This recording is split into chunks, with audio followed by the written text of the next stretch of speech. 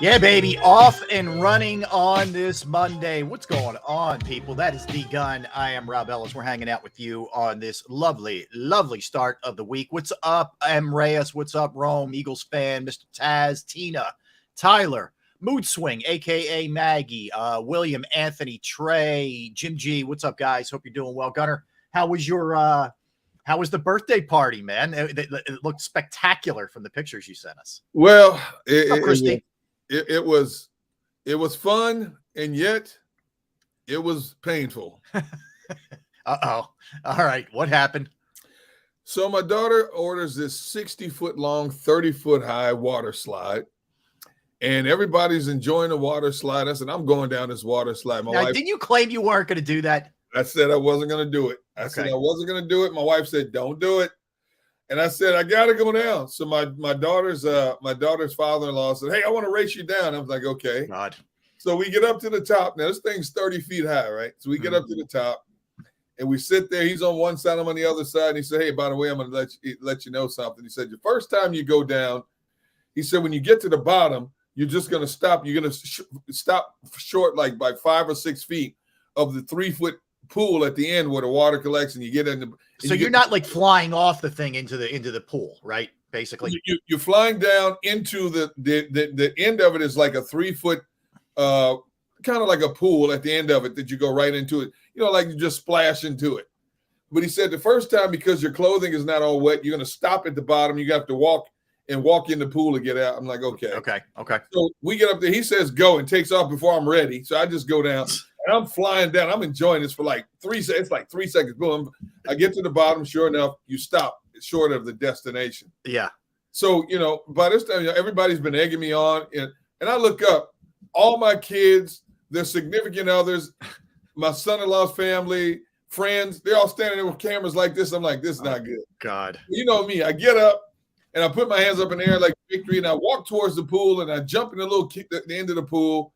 My feet slip out from under me, and my left ankle turns to the left. Oh, God. And I thought, sure, Rob, I tore every tendon in my ankle, man. And my ankle's throbbing, and people are like, are you okay? And I get up, and I can barely put 50% weight on this ankle, right? Uh-oh. And I get out of the pool, I'm limping around. The rest of the party, I'm limping around like Festus from Gunsmoke back in the old day, right? And my wife goes, I told you not to do it. And it's throbbing. It's throbbing. I got my daughter who's an RN, my son-in-law's an RN, one of her friends that drove in from Pittsburgh's an RN. They're all check. Let me check. I'm with swelling. Is it okay? It looks well. I said, it doesn't feel swollen. I've had enough ankle injuries. I know it's not swelling. So you may have dodged a huge bullet here. Yeah, it was throbbing, man. And I had to hobble around all day Sunday on it, And the funny thing was, when I walked on a flat, hard surface, it was okay. But when you start walking on grass, because grass is always uneven. Uneven, yeah. You're going to be going like this. Your ankle's going to be going as opposed to just right. Ankle's like a joystick on grass, And so I paid the consequences, man. Now today it feels a lot better. Okay. The weird thing is there was never any swelling. That's a great thing. That actually is a very good sign, actually. Okay. And I've had enough ankle injuries playing sports and stuff, and my wife's like, you need to go get an x-ray. And I'm like, I'm not doing that. I'm always give it a couple days before I do the urgent thing, unless it's really bad, So Saturday evening and all day Sunday, BioFreeze was my best friend. Yeah, I get that. I've been there, man. Yeah, I hear you. All right, good. Well, look, you survived it. What's up, Twiz? What's up, John Dickerson? What's up, Adam? What's up, Chuck? What's up, Daz? Anybody I missed? My apologies. Fitness Rebel. Yeah, I got a little sun, Fitness Rebel. I did. So wait, you actually got out of a building and into the light? I did. So I had the rare day off Saturday, which was nice. So I played pickleball for the first time in 3 weeks. Wow. Then I went, my buddy coaches a freshman football team for my high school that we both went to. So I went and checked out his team play, which was fun. Played Salesianum, actually, Derek, a Delaware squad. Yeah, Salesianum, right there in North Wilmington. Yeah. Always a powerhouse, that team. Yeah. So a bunch of NFL players from Salesianum, by the way. So anyway, I went and checked that out. So, I had some sun exposure. And then yesterday, after I got done my WIP shift, I went to the Phillies game with my son. So I got a little sun, not bad. Not too bad. I did put on sunblock. I will, Mr. Taz. You went out in the sun, didn't turn to ashes. Yeah. Yes, that is correct. You see what John Dickerson put about my ankle? Dust doesn't swell. Yeah, exactly. That's nice. JM orthopedic Crocs.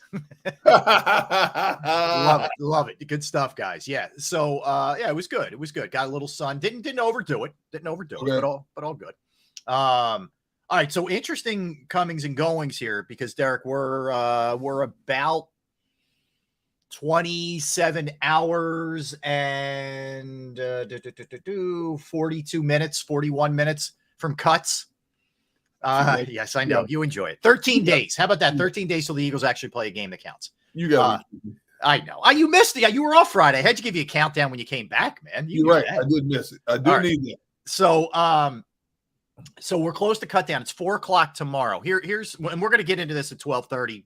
The guys that we already know are gone and the ones that are looking like they're goners and who may survive, who may not. So they are back at practice today. I'll tell you, and I said this to you last week. Yeah.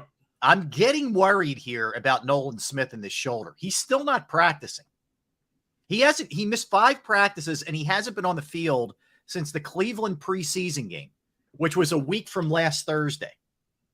I'm a little concerned here now. You know what? I'm not concerned until they say inactive scratch first game of the season. Now, it might be something, he made that reference and we caught that where he said, hey, sometimes it works, sometimes it doesn't. Yeah. Now, why would you say that? I'm sure he's had a behind closed door meeting with the PR staff or somebody in the front office saying, hey, dude, don't tell people that. Man, people are now looking for this stuff. Right. And on top of that, you put that out there for an opponent. You don't think that opponent's going to test that shoulder for you? Oh, I guarantee you that. Mm-hmm. They still do the old, let's go through the medical check on our opponents here. For sure. See what's hurting them, Yep. And I understand what you're saying. But like I said, until I find out, if he's not practicing like 3 days in a row leading up to the first game of the season, that's a red flag. Right now, I understand what you're saying. Maybe now it's a caution flag, as they would do in auto racing. Yeah. Maybe he tweaked it a little bit and they're just taking extra precaution with it. Yeah. And the beauty of having 17 days off, he's had even more, is you can let guys, mend a little bit. Let me give you another one here, Derek. That's interesting. Just came through. Jeremy Fowler from ESPN. Derek Barnett, through agent Drew Rosenhaus, is gauging the market for potential to play more elsewhere. Philly plans to keep Barnett, but understands that a deep pass rush roster limits his playing time. The 2017 first rounder could have some trade value. So that's one to keep your eye on here. And if you want to sniff around a little bit, Gunner, feel free. But he may be on the move here. Could be. You know what? I understand. Barnett's coming off Achilles, lost a whole year, lost the Super Bowl run, and he has this 1-year deal, I believe, left. And so he's looking to showcase himself. Yeah. And him and his agent are smart enough to know, look at the depth on this team. Your snaps are going to be limited. You have one guy in front of you who had 11 sacks on one side and Josh Sweat. On the other side, you have Hassan Reddick who has 16 sacks. They brought in this Nolan Smith. Your reps could be limited here, which could help you, which could hurt your financial prowess. Right. And he's still in the prime of his career. Yeah. So I don't blame him for looking, or, we don't know, speculation, whatever the case may be, but considering looking at the potential of something better to put him in a place. I don't even think he cares if he got traded. I don't think he cares if it was to Houston, Indianapolis, or wherever, just so that he can elevate his snaps to showcase himself, to parlay that hopefully into some bigger money at the end of this year. Yeah. Yeah. And the way he views this is, I get it from both sides. If the Eagles can get some value, they feel like they have depth at the position. From his standpoint, he's looking at it like, I'm in the last year of my deal. I need to put up some sack numbers here if I want to get paid. I get it. I get this from both sides. So this wouldn't surprise me. And maybe it's usually these kind of trades bring you back a pick. Maybe you're swapping for a linebacker. Maybe you're swapping for a safety. Maybe. I mean, it's not likely. It's more likely it's a pick, but just keep that in mind. This is generally the week, Derek, where Howie makes some kind of move. I'm talking about beyond just the cut. Yes. There's some kind of trade that's made, etc. So just know that, this could be a precursor for them sniffing around a little bit to maybe start digging in on some things here. So watch that. That's one definitely to keep your eye on here. And you know what? I'll tell you this. If Howie finds out that there is enough interest in a Derek Barnett, believe me, he'll dangle that bait out there to see what he can get in return. Right. The Eagles honestly feel that Barnett still has some value to this team in terms of what they want to do. But you're right. If they can find to shore up the linebacking position or the safety position, if there's still some question marks about that, they can see themselves letting Barnett go, elevating a younger player behind them, and moving forward in that regard if they feel they can strengthen another position. Yeah, and I get where a lot of fans are saying he's been hurt. We know there's disciplinary issues and all that. Like, I get it. But the thing is, and this is much like pitching, especially left-handed pitching in Major League Baseball. Yep. There is always a need for a pass rusher. Some guy who you can just dial up and let him go and get after it. So they're, smartly, I think the Eagles are feeling things out here, and we'll see if they're able to make a move. But I'm hopeful that they can do something there, because I do feel good. Obviously, I'm a little bit worried about Nolan Smith's shoulder, but I feel good about that position in general. And a couple guys that weren't at practice today, I mentioned Nolan Smith. The other ones, I don't think it's anything really to worry about. Jordan Davis was out with an illness, not a big deal. Again, like you said, if we're into next week and we're seeing some of these kind of things, then you start getting a little, all right, I'm a little worried about this with a game on Sunday, but we got a while to go Yeah, here. they've gone through the rigors of training camp, practicing with other teams, preseason games. And now's the time where obviously you formulate the roster. I mean, these teams basically know who's on the roster as it is, but it's time to move up, to move on and heal up. And so some guys need to heal up, and some of the stuff is just little aches and pains, the ankles, the knees, the shoulders, the neck stiffness. We're going to back off you for now. Then we're going to ramp it up next week. Right. I'm hoping that there's nothing more to this Nolan Smith story. Because the longer he's out, the more Philadelphia media is going to be digging, trying to find something. But the fact that he put that out there that, hey, sometimes it works, sometimes it doesn't. Now everybody's watching this now to see exactly when he is or is not out on that practice field. No, you're right. You're right. Let me give you the who was out of practice today. I'll give you the whole rundown here. All right, just so you know, I guess just got word he's fine. He will be back this week. Okay, good news. And you're on these things, so whatever you say as far as that goes, I'm buying 100%. But no Nolan Smith the shoulder. Greg Ward's been out with the ankle that's been nagging him. Trey Sermon is dealing with an ankle, even though he played in the game on Thursday. Kyron Johnson had an appendectomy, but he was working out on the side field. And then Jordan Davis with the illness. Hassan Reddick, who had thumb surgery, expects to play week 1. It was a ligament injury. He'll have to learn how to adapt early because that thing's not going to be fully healed, but they'll cast it up and wrap it up and all that kind of stuff. So, we'll see. That's going to be something to note too, Derek. Keep your eye on it, what it looks like for Reddick out there trying to kind of play with one hand. Yeah, but you know what, Rob, we see players all the time playing with these oversized casts on their hands and stuff like that. So how much will it affect? First of all, we know he has surgery. We don't know the severity of what it was, what it took to repair it. And we haven't seen how thick the cast is going to be on there. Yeah. What we see this week as a precautionary measure may be reduced by next week, based on the healing and the swelling, potential swelling. And if he gets out there to test it, you're going to irritate it. You're going to have some inflammation in there, some swelling possibly. They got to test it this week and next week to see exactly what he's comfortable with, because let's face it, his hands are a big part of what he does in terms of attacking the quarterback, in terms of hitting the shoulder pads of a tackle or a guard, moving them one way or the other. And if there's some sharp pains in there, then they've got to back off. Then they've got to retest it. But if he says he feels he's going to play, at this point, you got to have him out there. Yeah. You're going to need him in that first game, because even though it's against the Patriots, this Patriots team worries me a little bit. It really does.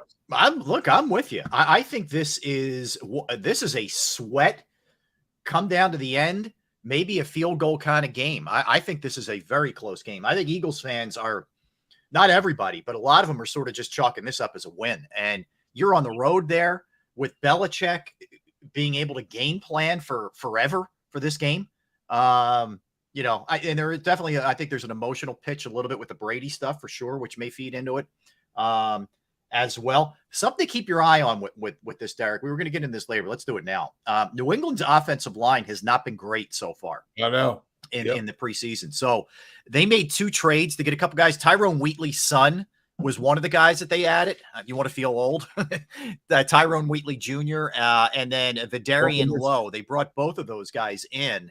And they try to address this, I think, later in the draft, like 3rd, 4th round this year. But, you know, if the Eagles pass rush is anywhere near what it was last year, that could be an area that they could really, absolutely, you know, eat on in 2 weeks. But I really want to see what Mac Jones looks like now under their new offensive coordinator, Bill O'Brien. Bill O'Brien. Yeah, I want to see what he looks like.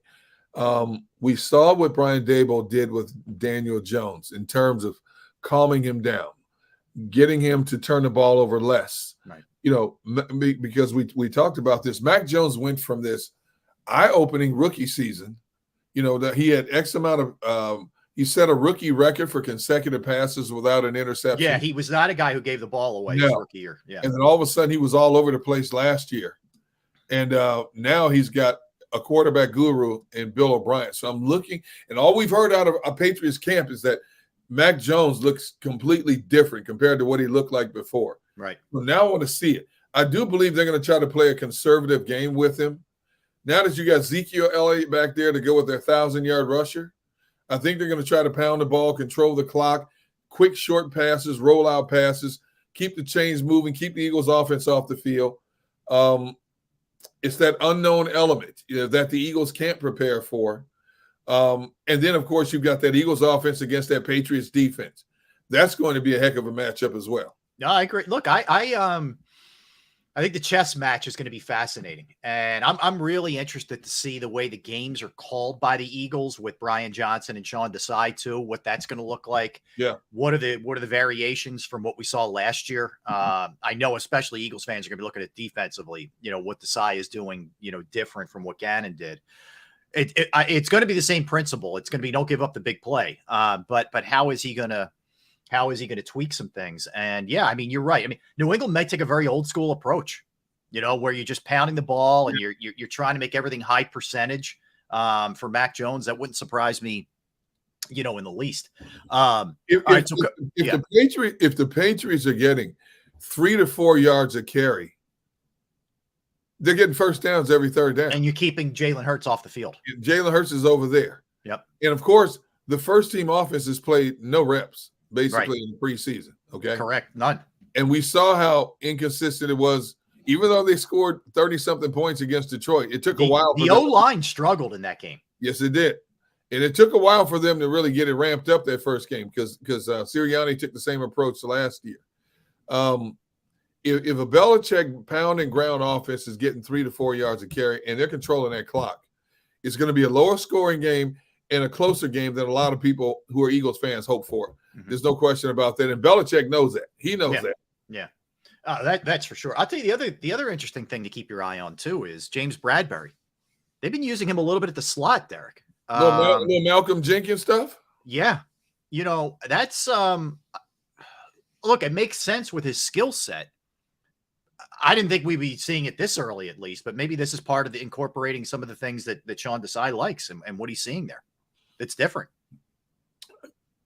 I understand mixing and matching, but as long as Avonte Maddox is healthy, I want Avonte in the slot. I need Bradbury on the outside to cover the better receivers. Me too. I want him on the ones. I want him on the ones. I don't want him down in the box. I don't want him moving around inside. As much as I like Maddox, we've seen too much of when he's been on the outside. He's too short to cover the bigger receivers. He's less than 5'10". He's a tenacious competitor, no question about that. But when you're going up against guys 6'3", 6'4", you're going to lose most of those battles. If the quarterback puts the ball where it's supposed to be, he's going to lose most of those battles because of the size difference. Yep. There's no question about that. And so I want Bradbury on the outside. He was your best corner from start to finish all year long last year. I need him outside on those bigger, rangier targets. Yeah. You got to have him outside. If it does move inside, I want to see when, where, and why and how. Why are you going to do that? Now, I will say this. The first game of the season, I'm not worried about overall. Not with that group, not New England's. No, I'm with you. But you'll get a real test the next week. You got the Vikings in here on a Thursday night the next week. Hey, there ain't no way in the world. Unless Justin Jefferson is in the slot and Bradbury is shadowing. That's different. That's different. Yep. But if Justin Jefferson's on the outside, there's only two people that are matching up with him, Slay or Bradbury. There's no man that can match up with that dude. And to their credit, they did a really good job on him last year. You can look at that one of two ways. They have a nice little formula for him, or Jefferson's going to go nuts. You know what I mean? Exactly. He's going to want to break out because not too many people do what the Eagles did to him last year. Yeah, and he still finished as the top receiver yards-wise in the NFL. But you don't think he remembers that game? 100%. That bad boy was circled as soon as that came out. Yeah.